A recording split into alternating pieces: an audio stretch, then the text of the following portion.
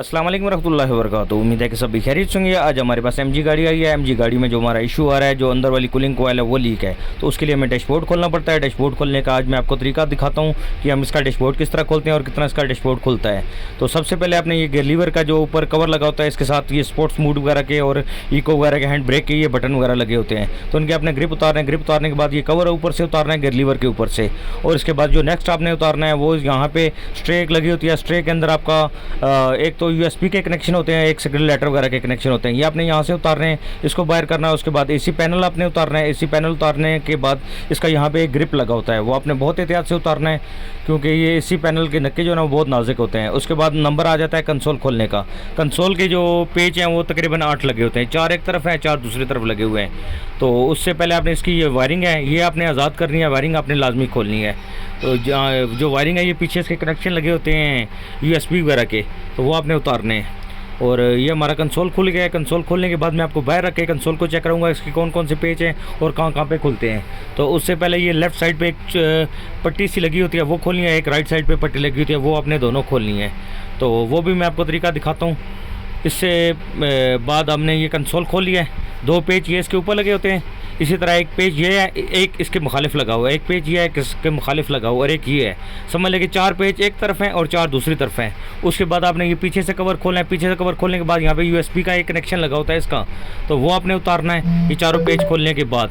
तो इसके बाद नेक्स्ट आपने ये पट्टियाँ खोलनी है जहाँ से आपने कंसोल खोला है। ये पट्टी एक तरफ से भी है, दूसरी तरफ से भी है। तो ये जो लेफ़्ट साइड है वहाँ की वायरिंग है। 2 ग्रिप नीचे लगे हुए हैं और एक ग्रिप ऊपर लगा हुआ है। ये तीनों ग्रिप आपने निकाल देने हैं और साइड पे 2 10 के काबले लगे थे वो आपने खोलने हैं। ये राइट साइड से मैं आपको दिखाता हूँ। ये आपने पट्टी निकालनी है। पट्टी निकाल के यहाँ पे 2 के 10 के काबले लगे होते हैं, ये आपने खोलने हैं एहतियात से। तो आपने कोशिश यही करनी है जो चीज़ यहाँ से खोलते हैं वहीं पे प्रॉपर आपने फिट करनी है। और इसके जो बुल्ट वगैरह हैं वो ज़्यादातर इसके अंदर 10 के लगे हुए हैं, 10 के और 13 के यूज़ किए गए हैं, तो ये आपने खोलने हैं। उसके बाद ये जो घुटने वाली जगह का कवर है ये आपने उतारना है। यहाँ पे 1 2 ग्रिप हैं वो आपने एहतियात से उतारने हैं। और इसके बाद ये नीचे वाली पट्टी आपने निकालनी है। पट्टी निकालने के बाद यहाँ पे मैं आपको दिखाता हूँ कि उससे पहले ये गियर लीवर के 4 काबले हैं, ये गियर लीवर आपने खोल के इसको साइड पे कर देना है, क्योंकि आपने जब डैशबोर्ड खोलना है तो डैशबोर्ड हमने रखना है सीट के ऊपर, तो उसके लिए हमें ये गियर लीवर खोलना पड़ता है। गियर लीवर खोल के हम इसको टेढ़ा करके रख देंगे और क्योंकि हमारा जो है ना वो उसका डैशबोर्ड जो है ना सीटों के ऊपर आ जाए। ये इसके 3 ग्रिप हैं, एक तरफ 2 अर्थ हैं और एक ये मेन तार लगी हुई है फ्यूज़ बॉक्स के अंदर, एक और ग्रिप लगा हुआ है। तो उसके बाद ये EPS के 2 ग्रिप हैं, ये भी आपने एहतियात से निकालने हैं यहाँ से। तो उसके बाद जो मेन चीज़ है वो क्रॉस का काबला है, नीचे से यहाँ से आपने क्रॉस का काबला खोलना है और बाहर से आपने शील्ड खोल लेनी है। बाहर वाली शील्ड खोल के वहाँ पे एक काबला लगा होता है वो आपने खोलना है और हीटर के पाइप उतारने हैं और जो कूलिंग कॉयल के पाइप हैं वो भी आपने उतारने हैं। वो उतारने के बाद हम डैशबोर्ड भी उतार रहे हैं। डैशबोर्ड आपने बहुत एहतियात से उठाना है। उस दौरान आपने ध्यान करना है कि आपका स्टीयरिंग लेफ्ट राइट ना घूमे। अगर आपका स्टीयरिंग घूम गया तो आपका एंगल सेंसर का मसला बन जाएगा, फिर आपको स्कैनर से उसकी कैलिब्रेशन वगैरह करनी पड़ती है और उसको रीसेट करना पड़ता है। तो अगर आपके पास स्कैनर नहीं है तो आप इसको कोशिश करें कि स्टीयरिंग लेफ्ट राइट ना घूमे। तो ये डैशबोर्ड हमारा खुल गया। खुलने के बाद हमने इसको सीट के ऊपर रख दिया है। इसके बाद ये बाहर वाली हमने शील्ड खोली थी, शील्ड के अंदर जो काबले हैं वो हमने खोले हैं। और ये हमारे शफीक उस्ताद हैं, ये भी इसके जो कूलर का बॉक्स है ये खोलेंगे, क्योंकि हमने डैशबोर्ड कंप्लीट बाहर नहीं निकाला। डैशबोर्ड हमने सीट के ऊपर रख दिया है, अगली वाली जो सीटें हैं उनके ऊपर रख दिया है। तो यहाँ पे स्पेस काफ़ी कम है और हमारे उस्ताद जी जो है ना वो है भी छोटे से हैं, इस जगह पे ये फिक्स आ जाते हैं। और ये कूलर बॉक्स उन्होंने खोल लिया है। कूलर बॉक्स खोलने के बाद हम इसकी बाहर जो कूलिंग कॉयल है वो हम बाहर निकालेंगे। तो ये इसके जो पेज हैं वो अपने एहतियात से खोलें। ज़्यादातर इसको स्टार एलकी वाले पेज लगे होते हैं तो वो आपने खोलने हैं और इसके कुछ लॉक होते हैं वो आपने एहतियात से निकालने हैं।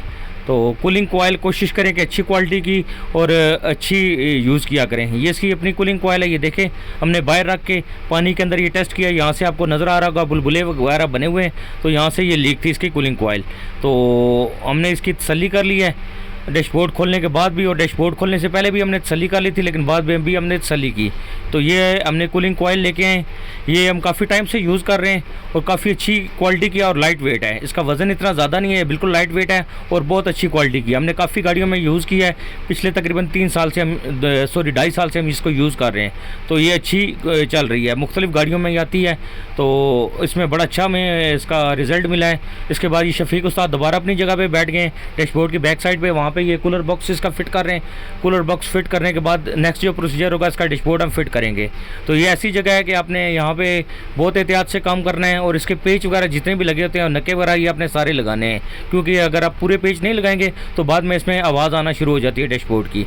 तो इसमें ये देखें शफीक उस्ताद जो है ना ये प्रॉपर इसकी फ़िटिंग कर रहे हैं। फिटिंग करने के बाद इसके नक्के वगैरह ये पेच वगैरह ये सारे इसके पूरे लगा रहे हैं। और जो अगला प्रोसीजर हम डैशबोर्ड इसको बिठा रहे हैं। डैशबोर्ड अब काफ़ी ज़्यादा इसका वज़नी होता है, 2 बंदों ने बहुत इसको एहतियात से उठाना होता है और बहुत ज़्यादा इसका वज़न है। अगर आपने खुदा न ख्वास्ता थोड़ी सी गफलत की आपका विंड स्क्रीन भी डैमेज होने का खदशा होता है और बाकी जो कूलर के पेच वगैरह हैं और ये जो कूलर है इसके भी नके वगैरह वो टूटने का खदशा होता है। तो आपने एहतियात से इसका डैशबोर्ड बिठाना है और इसका काफ़ी ज़्यादा वज़न होता है, काफ़ी ज़्यादा इसका वेट होता है। तो एहतियात से आपने काम करना है। ये हमारा डैशबोर्ड अपनी जगह पे बैठ गया। बैठने के बाद ये पट्टियाँ वगैरह हमने लगानी है और साइड पे जो हमने काबले खोले थे 10 के वो लगाने हैं और 2 काबले इसके एक साइड पे लगे होते हैं पट्टी के, 2 दूसरी साइड पे लगे होते हैं। इसके बाद क्रॉस का जो काबला है वो आपने बिठाना है और बाकी जो कवर हैं ये हमने लगाने हैं। तो काम करना इतना मुश्किल नहीं होता, लेकिन एहतियात से काम करना ज़रूरी होता है। उसके बाद ये हमारा डैशबोर्ड अल्हम्दुलिल्लाह कंप्लीट हो गया और शफीक उस्ताद ने गैस इसकी चार्ज कर दिया। गैस चार्ज करने के बाद आप इसका प्रेशर देखें, माशाल्लाह 38 और 40 के दरमियान तकरीबन इसका प्रेशर है। बेहतरीन कूलिंग है और माशाल्लाह बहुत अच्छा काम हो गया है। कस्टमर भी हमारे से मुतमईन है और बाकी जो पट्टियाँ ये हम लगा रहे हैं और कूलिंग माशाल्लाह बहुत अच्छी है। अगर खुदा न वास्ता आपकी गाड़ी MG वगैरह हो, किया स्पोर्टेज वगैरह हो, कोई भी जो नई गाड़ियाँ आई हैं उनकी कूलिंग कोयल का इशू हो, गैस लीकेज वगैरह का इशू हो, डैशबोर्ड वगैरह का हो, कोई भी मसला हो तो आप हमारे साथ रब्ता कर सकते हैं। मेरी वर्कशॉप चकलाला स्कीमती रावलपिंडी में।